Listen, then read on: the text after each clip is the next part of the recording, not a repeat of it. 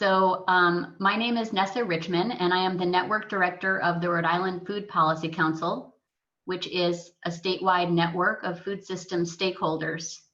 And we help the DEM administrate the Local Agriculture and Seafood Act grant program. This webinar is designed to provide assistance to potential applicants to the 2019 Local Agriculture and Seafood Act grant program round.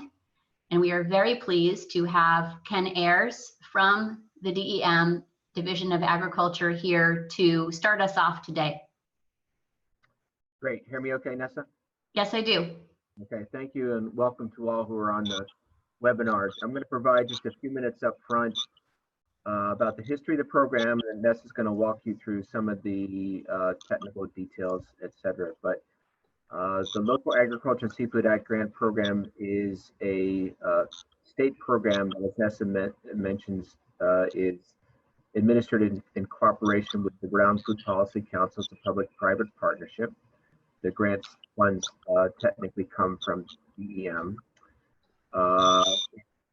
Was based on legislation that passed in 2012 and regulations that were written there under, with the department and partners really trying to get at providing funding for small-scale local ag and seafood food projects that aren't typically fundable through banks, for example. There was that space where we recognized that there needed to be some state effort and funding towards supporting overall, with the goal that we help out in our overall efforts towards building a local food system in Rhode Island.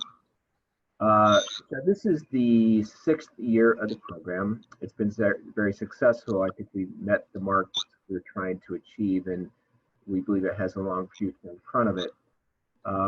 One difference this year compared to previous years is that there's not the total amount of money available. Typically, we've had a little bit over $200,000 available to give out in grants. Because we have lost the NGO funding this year, that amount of money probably is going to be in the range of 100,000. So that's just something to know up front.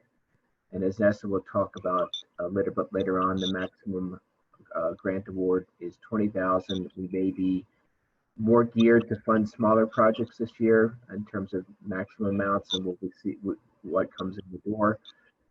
Typically, we get a lot of applications. In some years, we've had up to 90. Last year, we had around 60. The process of reviewing an application involves meetings of an advisory committee set up largely with stakeholders appointed by the director representing different parts of the food system, who will review and score all the applications and make decisions not entirely based upon score, although it's a big part of it, but with the idea of trying to end up with a cohort of approvable projects that cover as many parts of the food system that we think we can, both geographically with the project and embracing values such as diversity and things like that. So we put a lot into the work of the committee. We value their perspectives, and the department generally endorses them completely because it's, we think, a robust process. That process usually takes about 45 to 60 days after the applications are due, and as you'll find out later on or know by now, they're due by March 8th. And awards are always given out on Agricultural Day at the State House, which will be sometime in May. We haven't set that date. Once awards are announced, and have so far been always announced by the governor, then the Food Policy Council in particular will go through the process of issuing checks, entering into agreements, with funding delivered in hand generally by probably August or something like that. 100% of the funding is given up front, and you have 2 years to complete the project. We require there be a mid-year and a final report. Partnerships are important here. Our partnership with the Food Policy Council is important, and even though DEM may be technically issuing the funds, you'll hear a lot from Nessa and our partners at the Food Policy Council in terms of some of the day-to-day work of administering the program. The projects are designed to further small-scale local agriculture and seafood work initiatives in Rhode Island. They've covered a very wide range of projects, and if you want to see some of the ones that have been issued with the past 5 grant rounds, you can go to the DEM's website. We work each year to put together a yearbook which kind of captures a description of each project. We deliberately make this an easy to administer program that minimizes the bureaucratic aspects of it. We've heard from grant recipients, and it's our goal to make this easy to administer, easy to get the funds out, following all appropriate standards and goals. But we want to we're understanding of the needs of small scale farmers and fishermen, and the goal is not to make this overly bureaucratic, and it's not. That's one reason that we provide the grants up front, and we work with in a public-private partnership. We want innovative ideas. They have to be robust, they have to be defendable. We encourage partnerships. We encourage things that are going to be impactful. It's okay to do things that are out of the box, and will further the work that we're all trying to achieve in Rhode Island in terms of building a locally based food system. Money can be used both for agriculture and seafood. When it comes to agriculture, we can fund small scale capital projects in agriculture. When it comes to seafood, we cannot. We can only fund marketing related initiatives, so that's one clear distinction. And the money is to be used for small scale, small and beginning farmers when it comes down to that on the agriculture side. I think that largely covers what I wanted to talk about. Nessa's going to go into some of the technical details, and we'll look forward to any Q&A at the end and see if we can help you out with any questions that you might have. Great, thank you, Ken. And yes, that is important to note that this webinar is just one part of the portfolio of technical assistance that we provide. There is a lot of information on the DEM's website, on the Food Policy Council's website, and we are also able to provide limited one-on-one technical assistance as well. And I will be providing my contact information for that for those of you who are interested. So as Ken noted, the deadline is March 8th, which is about a month away. And we're going to be going through the various parts of how to apply, the guidelines, the instructions, how things will be reviewed. So in order, we're going to first talk about the 2019 priorities of the program, eligibility for applying to the program, types of technical assistance available to you as you move into preparing your application, how awards are administrated, how the review and scoring process works, and then we will hopefully have ample time for you to ask your questions. So the LASA Advisory Committee, which Ken referred to before, sets the priorities for each grant year and makes recommendations to the director of the DEM. Once those are approved, they're set for that year. And the 2019 priorities are to support the entry, growth, and/or sustainability of small or beginning agricultural producers, including aquaculture producers, and fishermen, fisherwomen. Sorry about the question mark. That should not be there. Second, foster new cooperatives, partnerships, and/or collaborations among Rhode Island producers and producer supporting organizations. Third, support new products or sales channels with clearly defined markets, including institutional purchasing of local food. To protect the future availability of agricultural land for producers, including farm transition planning and implementation. And finally, final priority is to relate to activities identified in Rhode Island's food strategy, Relish Rhode. That strategy is available on the Food Policy Council's website, and on the DEM website, in addition to being available at Relish Rhode, I believe, .com.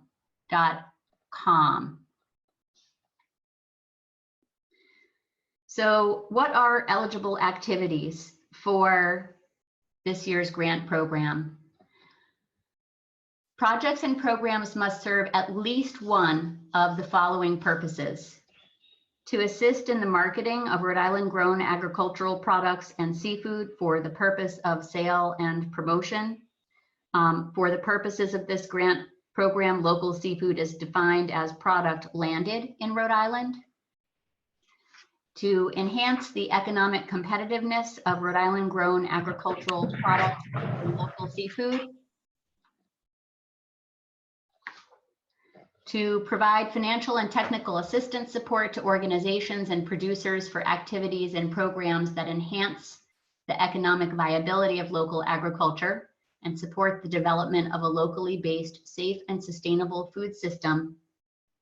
And finally, to perform other activities necessary to facilitate the success and viability of the state's agricultural and seafood sectors. As Ken noted, in addition to providing grants for projects and programs, the program may also provide capital grants to small or beginning Rhode Island farmers and aquaculture producers. Capital grants from fishermen are not eligible for LASA funding. That is due to the originating legislation for this program. So, who is eligible to apply? For-profit farmers, fishermen and women and producer groups, nonprofit organizations. Applicants must be based in the state of Rhode Island. The advisory committee will value geographic diversity in the applicant pool when making award determinations. And again, only small and beginning farmers or groups of small or beginning farmers are eligible to apply for capital grants in particular. So equipment purchases is what that means. And aquaculture operators are considered farmers in this regard.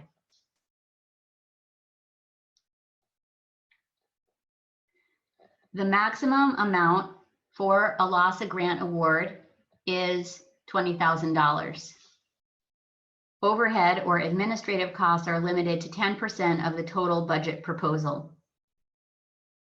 As Ken noted, we do have less total funds to award this year. So I believe that the advisory committee will be looking for proposals that are focused and efficient in terms of their budgets. Sorry. The LASA grant program application can be found in 2 locations: the RIDEM website under grant opportunities and the Rhode Island Food Policy Council website under LASA. And I'll give you a minute to write those down.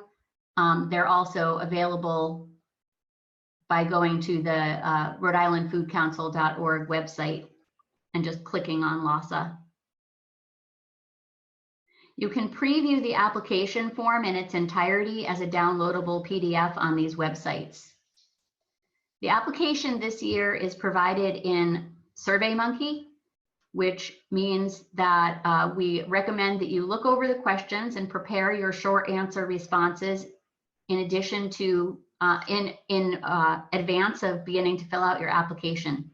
Again, when you go to these websites, you can download a PDF and look at the entire application before you even enter the SurveyMonkey link. SurveyMonkey applications are strongly preferred. If you want to mail or hand deliver your application instead, you can do that. You can just download the PDF and put your answers in a Word document. If you choose to do this, you can bring the completed application on a thumb drive or in hard copy to the DEM at 235 Promenade Street in Providence by 4 p.m. on the due date. So technical assistance is available outside of this webinar. We're going to store the webinar and make the recording available through the due date on both websites. We have links to all of the previous year's Q&A sessions available on the Rhode Island Food Policy Council website. And as noted, we also have a limited amount of one-on-one technical assistance available from the Food Policy Council. Those interested can email info@Rhode Island Food Council or rifoodcouncil.org. And I will work to match you with a volunteer council member who's offered to provide that limited one-on-one technical assistance. So awards and administration. Award letters detail the approved grant terms and requirements, conditions, and next steps to be taken to complete the grant process. Projects may be up to 24 months in duration. That is a maximum, not a requirement. Grantees are responsible for interim and final reports. Emails go out from the Food Policy Council in advance of each interim and final report due. Interim reports are due halfway through the grant term, final reports at the close of the grant term. Grantees who do not provide interim and final grant reports become ineligible for future LASA grant program funding. Those reporting forms are also on SurveyMonkey, and we have worked to make them as easy as possible to fill out. I would say interim reports take about 10 minutes, final reports maybe 20 minutes. As Ken noted, the full grant award will be provided after the signing of the grant agreements, and 100% of the funding will be provided to grantees by, or really aiming for before, August 2019.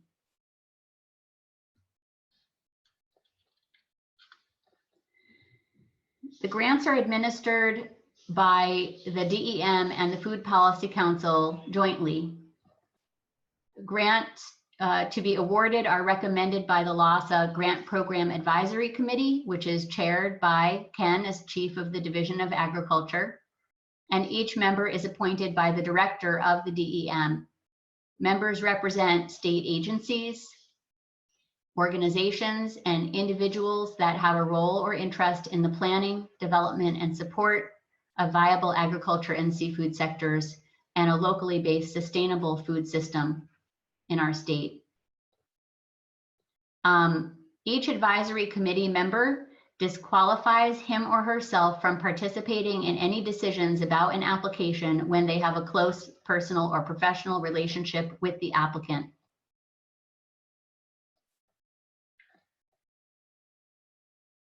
Grant review and scoring. So again, SurveyMonkey applications must be submitted by 11:59 p.m. on March 8th. Online submissions are strongly preferred. If you're going to provide an application by mail or in person, it must reach the Division of Agriculture by 4 p.m. on March 8th. Failure to make a complete submission as described in the guidelines will result in non-consideration of the proposal. So applications that are incomplete or not submitted on time will not be considered. If anyone needs help with translation of materials, please reach out to info@rhodeislandfoodcouncil.org and we will do our best to help.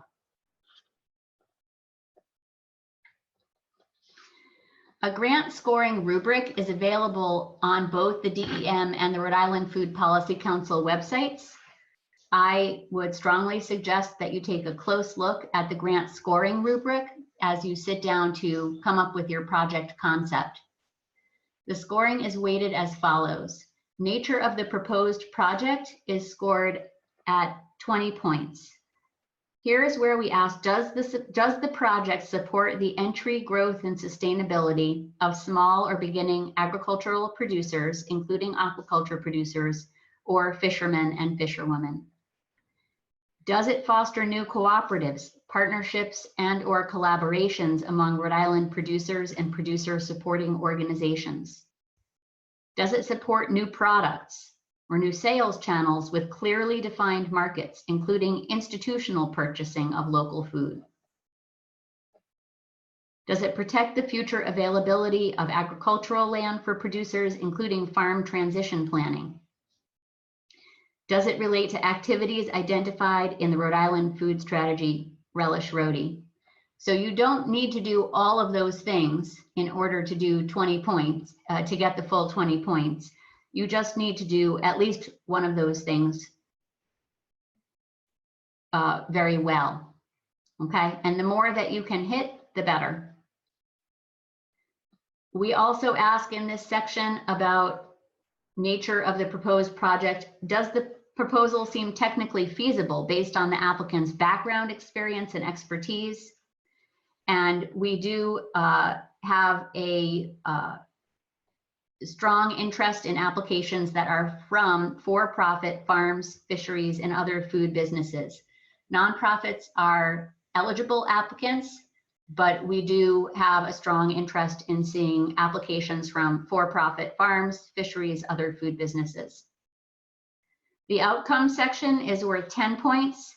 Here is where we asked, is there a strong outcomes-based case described for the project? Is there a clear description of what success looks like for this project?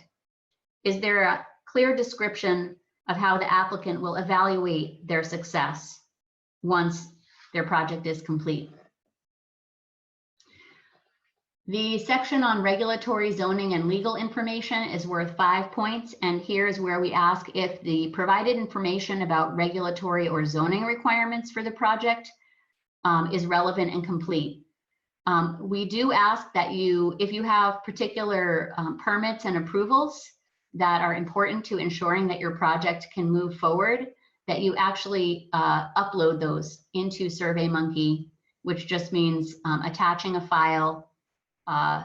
If you're working with leased property and you have lease terms, it's good to have the timeline clarified and factored into the proposal and to upload that lease. Finally, the budget is worth 15 points. We want to see budgets that are reasonable, that have eligible uses, that each budget item is well justified. And we are also interested in seeing whether or not there are any matching funds, either cash or in kind. Matching funds are not required for this proposal, but it's definitely of interest to the advisory committee to see proposals that have match. And again, that match can be in kind, meaning sweat equity, or actual cash match from another funder, out of pocket, or any other way. So I want to open it up at this point to answer any questions that you may have. We're open to questions about the material presented and also questions that may relate to your particular proposal.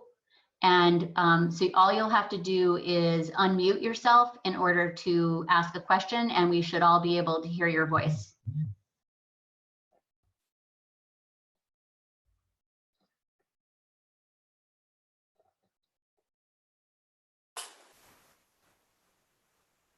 Hi, I have a question. Go ahead, Laura. Yeah, thank you. I'm looking at the application, and in questions 14, 15, 16, there are specific questions that ask the applicant to list like years in operation, revenue, net income. And it seems that, I'm just trying to read these closely, and it looks like if you're a for-profit business, that you would not be entering that information there. Is that correct? If you're a for-profit business, then you should be putting in information about your sales for that time period. Okay. I'm just because like number 13 says it if the applicant is an organization, cooperative, or group. So that wouldn't apply to a for-profit entity, right? That's 13. I'm just looking for which actual question would be the spot where a for-profit business would enter the information. I think that question 13 should also say business, and you should enter information into that question, but I will double check on that. Okay. And this is a good moment for me to also mention that any information that you provide, financial information that you provide in your application is kept confidential. Only the people on the advisory committee review that information, and it is not shared in any way, either individually or in aggregate with anyone else. Okay, thank you. Sure thing.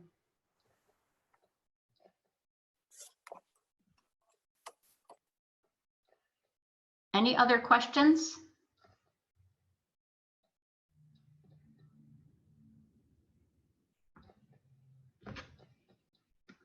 Well, I'm sure you'll all come across other questions as you begin to develop proposals.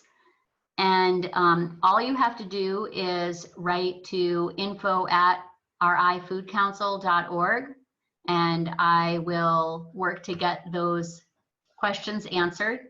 Similarly, if you want to get the one-on-one technical assistance, write to that same email address, which is at the bottom of the screen here, info@rifoodcouncil.org, and I will connect you with a volunteer council member who can provide you with limited one-on-one technical assistance.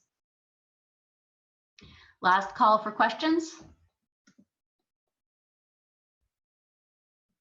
Okay, well, thank you very much for your time today. It's much appreciated. We want to see great applications come in for this program. We look forward to seeing yours and to helping out in whatever way we can.